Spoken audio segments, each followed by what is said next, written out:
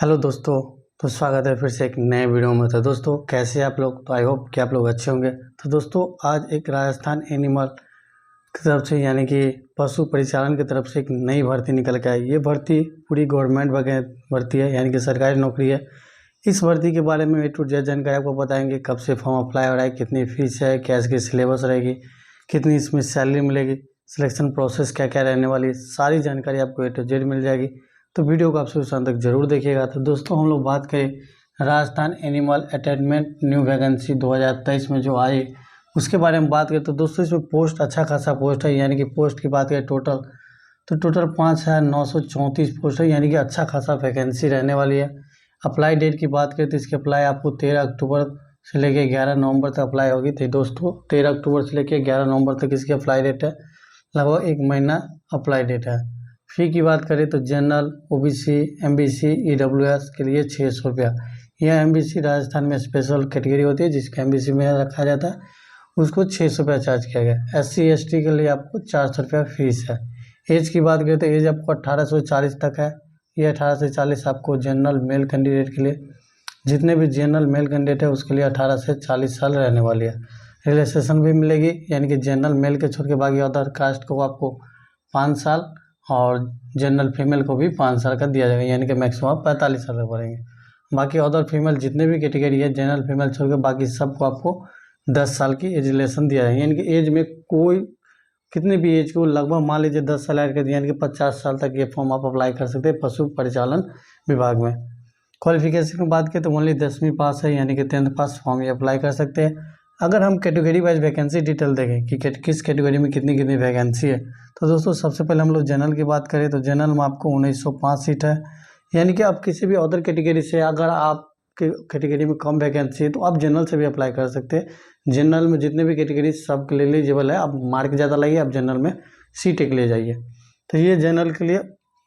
OBC की बात करें तो OBC में आपको 500 दोस्तों EWS में आपको 527 है, OBC में आपको 1098 है, MBC में 263 है, SC में आपको 837 है और ST की बात करें तो 628 सीट है। तो अपनी कैटेगरी वाइज सीट देख सकते हैं। और बाकी अलग अलग कैटेगरी जैसे फ्रीडम फायरमैन, एक्समैन के लिए उसके लिए भी अलग अलग है। तो आइए मोबाइल के स्क्रीन पर ये समझा देते हैं। कर्मचारी चयन आयोग बोर्ड द्वारा ये जो नौकरी आई है जिसके बारे में आपको बोर्ड पर सारी बात बता दी कि किस किस पद के लिए दिया गया। टोटल आपको 5,934 पद पे भर्ती है, जिसके लिए आपको हम पहले ही बता दिए थे। और किसके लिए कितना कितना पद है यहाँ से आप देख सकते हैं किसके लिए कितना पोस्ट आरक्षण किया गया है कि EWS, OBC, SC ST, BL, LDP, DC जितनी भी अनुसूचित जनजाति है इस हिसाब से अपना कुल पद जो देख सकते हैं गैर शिक्षण अनुसूचित पद में यहाँ दिया गया। तो दोस्तों इसकी हम नोटिफिकेशन आपको टेलीग्राम पर प्रोवाइड करवा देंगे।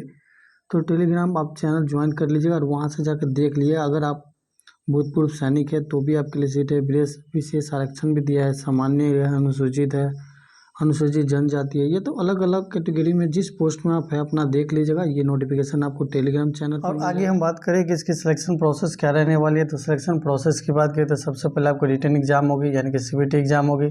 इसके बाद डॉक्यूमेंट वेरिफिकेशन होगी या मेरिट होगी, यानी कि एक ही एग्जाम है। इसके बाद डॉक्यूमेंट वेरिफिकेशन है, इसके बाद आपका देन आपको फाइनल मेरिट जारी कर दिया जाएगा। तो दोस्तों ये इसकी सिलेक्शन प्रोसेस हो गई। अब रिटन जो एग्ज़ाम है उसकी सिलेबस हम जान लेते हैं। रिटन एग्ज़ाम की सिलेबस क्या है।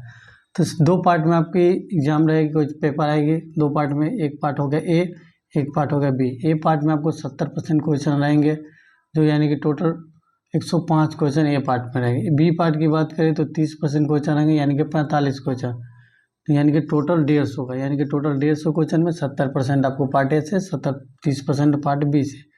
टोटल आपको 150 मार्क की एग्जाम होगी। 3 घंटा की टाइमिंग रहेगी, नेगेटिव 1/4 रहेगी, यानी कि एक गलत होने पर 0.25 मार्क आपको काट लिया जाएगा। तो दोस्तों ये इसकी सिलेबस एग्जाम पैटर्न होगी। अब बात करते हैं किस किस सब्जेक्ट से क्वेश्चन पूछा जाएगा। तो पार्ट A की बात करें तो आपको मैथ से क्वेश्चन रहेंगे। इसके बाद आपकी साइंस रहेगी, साइंस में आपको फिजिक्स, केमिस्ट्री, बायो तीनों से रहेगी। साइंस हो गया। इसके बाद आपको हिस्ट्री से रहेगी, भूगोल से रहेगी, यानी कि आम भाषा में कहा जाए तो साइंस, यानी कि आपको हो गया मैथ। इसके बाद आप GK एंड GS ले लीजिए। इस सब्जेक्ट से आपकी क्वेश्चन रहेगी पार्ट A में। पार्ट B की बात करें तो पार्ट B में आपको पशुपालन से संबंधित सामान्य ज्ञान, यानी कि पशुपालन से संबंधित, यानी कि आपने GK में क्वेश्चन पढ़ते होगा कि किस किस नस्ल की गाय होती है, 4-5 नस्ल जो होती है, किस नस्ल में, या गाय के बच्चे कितने दिन में होते हैं, भैंस के बच्चे की कितने टाइमिंग होती है, ये सब होते हैं। अगर आप पार्ट बी की बात करें किस टाइप से क्वेश्चन पूछते हैं, तो आइए मोबाइल के स्क्रीन पर इसके हम सिलेबस की बात करें। जैसे पशुपालन चालन से आपको लगभग 45 क्वेश्चन जो पूछे जाएंगे, तो इस 45 क्वेश्चन की हम बात कर लेते हैं इसमें क्या क्या पूछा जाएगा। तो देखिए समझिए, यहाँ से आप पढ़ लीजिएगा। पशुपालन से संबंधित निम्न बिंदुओं को सामान्य ज्ञान, जिससे प्रदेश में पशुओं के प्रमुख देशी नस्लें, कृत्रिम गर्भधारण, वागीकरण, संस्करण, प्रजनन, दूध दोहन, दूध आदि जितना भी उसके रिलेटेड जो होता है, जैसे पशु का बीमार हुआ तो उसकी पहचानना कैसे बीमार है, उसकी क्या पहचान होती है वो। इसके बाद 4 फसलों के बारे में, यानी कि चारा, उसके फसलों, उसके चारागाह का विकास कैसे करना, पशुओं को टीकाकरण करवाना, भेड़ बकरियों को स्वास्थ्य का कैलेंडर का मेंशन करना, दूध मांस अंडों की राज्यों के उत्पादन में, यानी कि पशु से रिलेटेड जो भी होती है वो सारे पूछे जाते हैं। ये आपको टेलीग्राम पर मिल जाएगा, तो टेलीग्राम से आप देख लीजिए। आइए बाकी की चीज़ें हम देख लिया। किस हिसाब से इसमें सिलेक्शन किया जाता है, किस हिसाब से सब्जेक्ट कहाँ से क्वेश्चन पूछा जाता है, तो आप समझ गए होंगे। अगर हम पेपर लेवल की बात करें तो पेपर लेवल आपको 10th लेवल के पूछा है, यानी कि 10th स्टैंडर्ड की पेपर लेवल आपको पूछा जाएगा। और मिनिमम क्वालिफिकेशन मार्क भी रहेगी, यानी कि मिनिमम पासिंग मार्क की बात कर ले तो आपको 40% क्वेश्चन आएगी, टोटल 60 मार्क एग्जाम में। और सैलरी अच्छा खासा सैलरी भी है। और दोस्तों एक सैलरी से पहले आपको एक बात बता दें, सारिया जनजाति, यानी कि बाला जिला में जो सारिया जनजाति है उसमें आपको 23 पोस्ट जो है रिजर्व रहती है, जो सारिया जनजाति है जो बाला जिला में मिलती है, उसके लिए आपको 23 सीट रिजर्व रखा गया, जो मैंने यहाँ नहीं लिख पाया इसलिए मैंने यहाँ लिख दिया 23 पोस्ट रिजर्व। तो ये ऑल इंडिया वैकेंसी है। तो आप सोच रहे हैं कि राजस्थान से है, तो राजस्थान में आप अदर भी कैटेगरी से ये फॉर्म भर सकते हैं, अदर भी स्टेट से ये फॉर्म अप्लाई कर सकते हैं। अब आगे बात कर ले कि सैलरी की लेके, तो सैलरी क्या रहेगी, तो सैलरी आपकी स्टार्टिंग बेसिक सैलरी आपको 19,200 से रहेगी और मैक्सिमम 63,200 तक जाएगी। यानी कि जब आप नौकरी पे जाएंगे फर्स्ट टाइम सैलरी होगी तो आपको इतनी रहेगी बेसिक सैलरी, और मैक्सिमम तक इतनी तक जा सकती है। तो बेसिक सैलरी थी, तो दोस्तों बेसिक सैलरी नहीं दिया जाता है, बेसिक सैलरी से आप ऊपर दिया जाता है। हाउस रेंट, महंगाई भत्ता, बहुत सी ऐसे चीज़ जोड़ जाड़ के लगभग 24 से 50 हज़ार इन हैंड फर्स्ट मंथ मिलेगी। स्टार्टिंग ज़्यादा ये लगभग आपको 70,000 के अप्रॉक्स सैलरी मैक्सिमम हो जाएगी।